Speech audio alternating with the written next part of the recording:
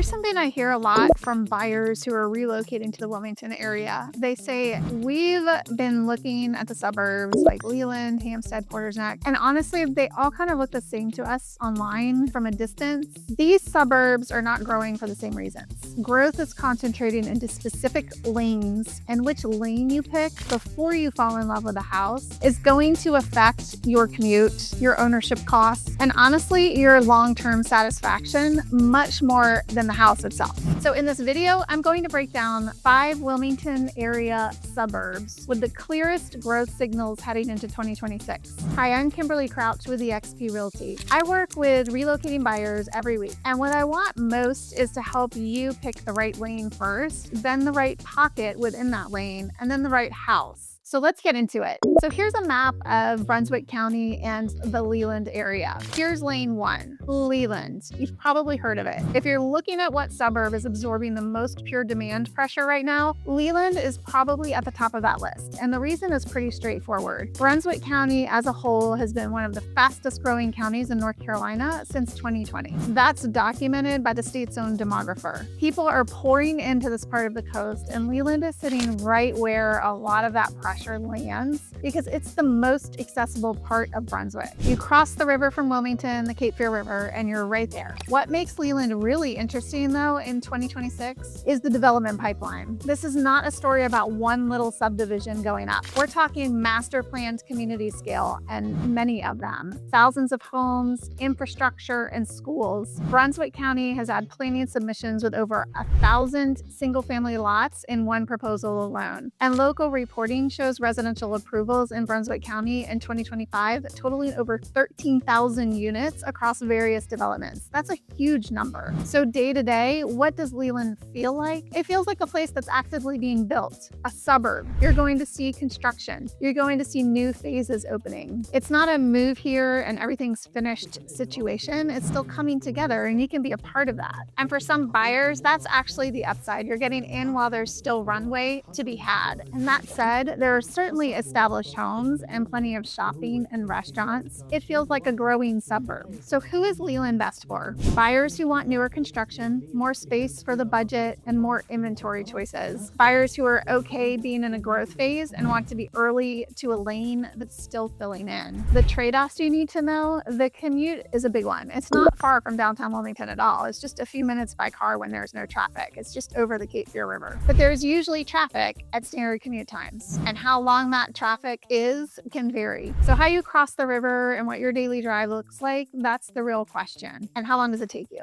And because it's a big build out, 2 streets can feel completely different depending on where you are relative to active phases and traffic patterns. And even though you're not right on the ocean in Leland, flood zones are not uniform. The Cape Fear River is a big factor. Don't assume just because it's sort of inlandish that you can skip that research. All right, now let's talk about Hampstead, lane 2. Hampstead is a totally different story, and I want to be clear about that because buyers sometimes lump Leland, Hampstead, and the other suburbs all together. Leland is about a massive residential build out. Hampstead's in a different county, and its biggest signal is infrastructure. The North Carolina Department of Transportation is building the US 17 Hampstead bypass. This is a multi-segment, multi-year highway project and a major investment into redesigning this corridor for the long run. And here's how I think about that as a buyer signal. When a region decides to rebuild a transportation corridor at that scale, it's because they expect this area to keep absorbing growth for years. You don't build a bypass for the traffic you have right now today. You build it for what's coming. Now, the honest reality right now in 2026, you're kind of in the middle of that build out. One big portion of the bypass starting at Gordon Road and going into the Scottsdale area of Porter's Neck is done or about done. And it has been really useful, in my opinion, for someone that drives around a lot. But there are active construction zones still. US 17 has been a friction point, and it's going to stay a friction point for a little while longer before it gets better. So if you're buying in Hampstead, you're buying with a medium-term mindset. The payoff builds over time, not right away in the next 6 months. Day to day, Hampstead gives you that coastal feel north of Wilmington with breathing room, access to Topsail Island, newer neighborhood options, and you're still close enough to Wilmington for work and healthcare without feeling like you're out in the middle of nowhere. Who's it best for? Buyers who want access to Topsail Island and the north side of Wilmington Wilmington and that lifestyle, that are realistic about buying into a corridor that's still being upgraded and understand their actual weekly, daily drive pattern before they commit.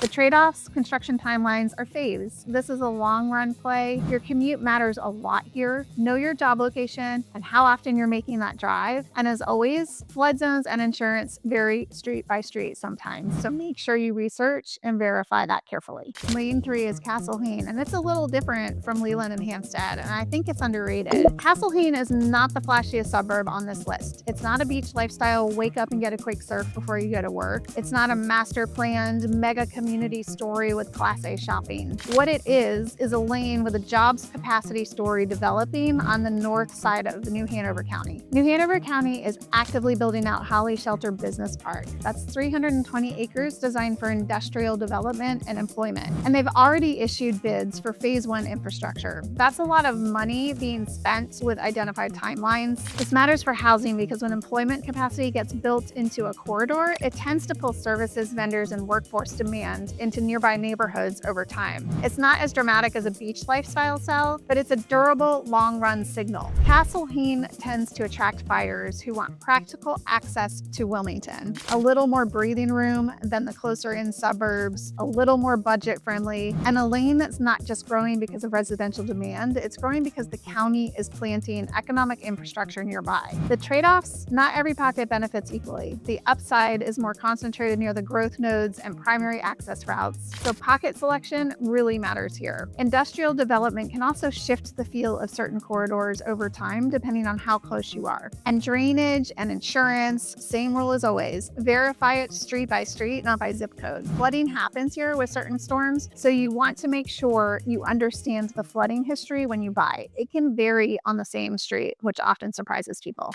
Lane 4, Ogden and Porter's Neck. This is the close-in North New Hanover County lane. And the reason people choose this one is pretty simple. Convenience. You are close to Wilmington, close to Wrightsville Beach, close to the healthcare corridor. When you're in Porter's Neck, you're between Wrightsville Beach and Topsail Beach, so you have options. And you're close to just about everything. And you still get a suburban neighborhood feel. Demand here stays steady because when buyers get serious and start thinking about their actual weekly routine, this lane often wins. There are also continuing residential proposals surfacing in northern New Hanover. We've seen planning activity for projects in the hundreds of homes, which tells you development pressure is still pointed this direction, even in an established closer-in area. There's a large D.R. Horton new construction community in Porter's Neck that should be built out over the next decade. That's a lot of new construction homes. Housing-wise, you get a mix. Some established neighborhoods with mature trees and proven resale history, some newer pockets. It's less of a one development type story and more of a consistent market lane that just keeps growing and performing. So who is this best for? Relocators who want to stay close to everything, keep their daily routine simple, and value resale liquidity, because close-in lanes tend to stay competitive when the market gets selective. Trade-offs, you often pay a premium for the convenience, more per square foot here than in the farther out lanes. That's just the market and a reality of supply and demand. Ogden and Porter's Neck can also vary a lot pocket to pocket, and flood exposure is not uniform here either. Two homes that look identical online can have completely different insurance costs, so please verify that before you get attached to a house. One other thing about this area from Ogden to Porter's Neck, you cross the county line from New Hanover County into Pender County. So make sure you understand you can still have a Wilmington zip code and be in New Hanover or Pender in this area. So just make sure you understand which county you're actually in and which school district that applies to. I always encourage buyers to look up school ratings, and I can happily send you a link on greaterschools.org or whatever research venue you would like to look at. Last and certainly not least, the Southport, Oak Island, Brunswick County coastline. Lane 5.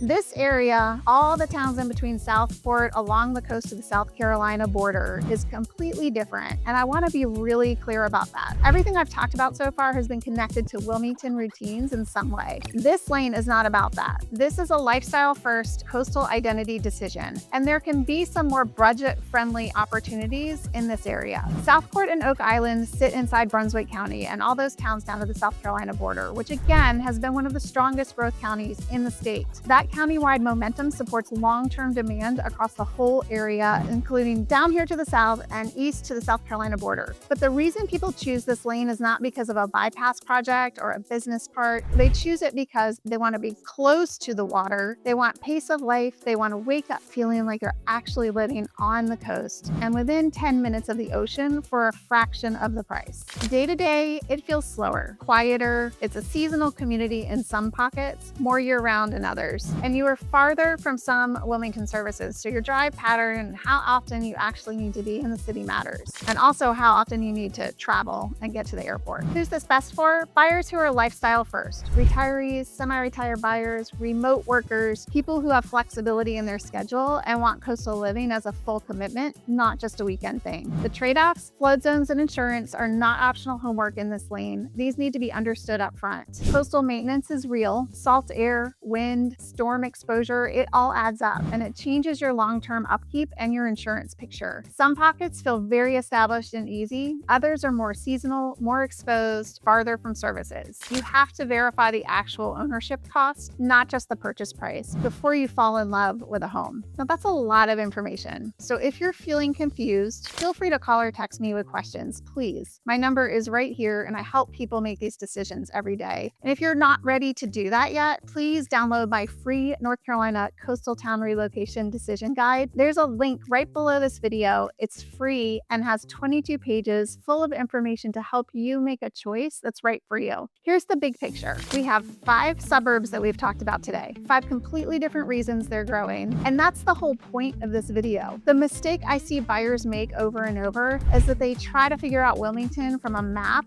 and a few listing searches and pick a neighborhood based on vibes that you really can't feel till you're here or what looks good online, and then discover 6 months in that the commute doesn't work, or the insurance came in way higher than they expected, or the daily life just isn't what they thought it would be, or the pocket they chose doesn't hold value the same way as the street 2 blocks over. So it's not their fault. It's from the outside, this market looks pretty uniform. It's just not. What actually protects you is picking the lane that matches your real routine and your lifestyle before you start falling in love with houses, then narrowing into the right pocket inside that lane, and then verifying the stuff you can't see online. The flood map layers, the insurance implications, the neighborhood feel, the drainage history, the HOA reality, the resale liquidity. That is the process I walk my relocating buyers through every single week. And it sounds like a lot, but honestly, when you have a clear lane, it makes everything else so much faster and easier. You stop wasting time on houses that are never going to be right for you, and you focus on the ones that will be your dream home. So if you're buying or relocating to the Wilmington area in 2026 and you want to sit down and map out which lane actually makes sense for your life, your price range, your routine, your coastal goals, your lifestyle goals,